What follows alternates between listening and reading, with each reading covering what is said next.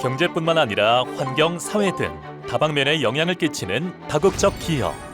다국적 기업의 책임 있는 경영을 위해 OECD에서는 1976년 다국적 기업 가이드라인을 만들었고 2023년 기준 한국을 비롯한 51개국이 이를 수락했습니다. NCP, 즉 국내 연락사무소는 OECD 다국적 기업 가이드라인을 홍보하고 기업이 가이드라인의 권고사항을 준수하지 않는 경우 이의 신청 후 조정 절차를 통해 문제를 해결하는 비사법적 고충 처리 메커니즘의 역할을 담당합니다. OECD는 2023년 6월 가이드라인을 개정하면서 가이드라인과 NCP 명칭에 각각 기업 책임 경영이라는 문구를 추가하였으며 이를 통해 기업 책임 경영이라는 가치를 더욱 부각하고 있습니다.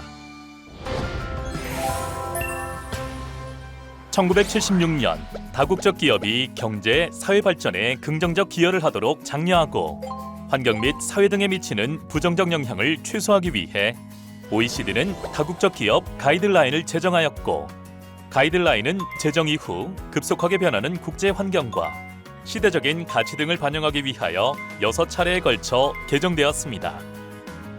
특히 1991년 3차 개정에서는 환경 보호에 관한 내용이 추가되었고 2000년 4차 개정에서는 기존에 있던 금융에 관한 내용을 삭제하는 대신 뇌물과 부패의 방지와 소비자 보호에 관한 내용을 추가하였습니다.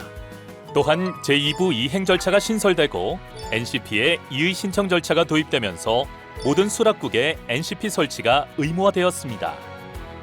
2011년 5차 개정에서는 인권에 관한 내용이 추가되고 기존의 내용은 가이드라인의 실천 가능성을 높이는 방향으로 구체화되었습니다.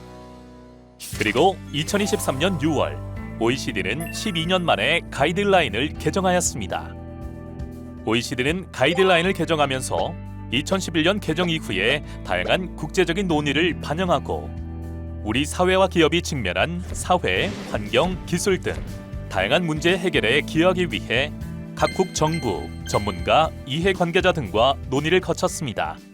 먼저 가이드라인의 이름에 RBC, 즉 기업 책임 경영이 추가되었습니다. 그리고 본문의 2개 장의 이름이 바뀌었습니다.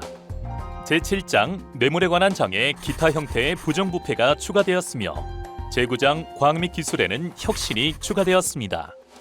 주요 업데이트 사항을 장별로 살펴보겠습니다. 서문에는 법치주의와 시민공간 등 기업 책임 경영을 위한 환경의 중요성을 강조하였습니다. 적용 대상이 되는 기업에 대해서 가이드라인은 광범위한 접근 방식을 허용하지만 국제성과 상업성은 다국적 기업을 식별하는 데 있어 중요합니다.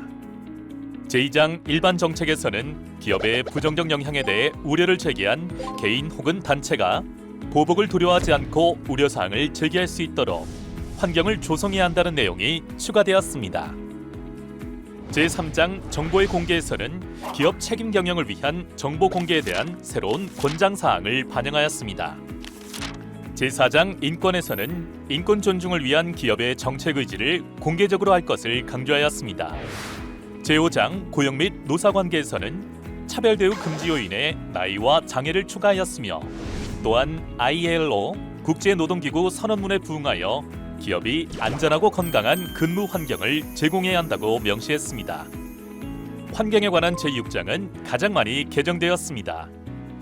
특히 기후위기 문제가 심화됨에 따라 기업 활동이 환경에 미치는 부정적인 영향을 목록화하였고 환경 문제 해결을 위한 구체적인 실사 권고사항을 추가했으며 환경 피해 개념을 심각한 피해뿐만 아니라 돌이킬 수 없는 피해를 포괄하도록 확대했습니다. 다각도로 부정적 영향을 미치는 부정부패. 제7장은 부정부패 행위의 범주를 넓히고 부패에 대한 실사의 권고를 확대하였습니다. 제8장 소비자 보호에서는 전자상거래 활성화에 따라 소비자의 개인정보를 보호하고 보완에 필요한 조치 마련 등 기업이 소비자 보호를 위해 이행해야 하는 의무를 강화했습니다. 디지털 전환이라는 변화를 반영하기 위해 제9장 과학 및 기술의 명칭에 혁신을 추가하였습니다.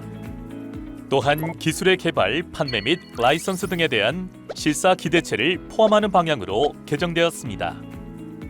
제10장 경쟁 및 제11장 조세에서는 다국적 기업이 사업을 영위하는 지역의 경쟁법을 준수할 것과 해당 국가의 세법을 준수할 것을 포함하였습니다.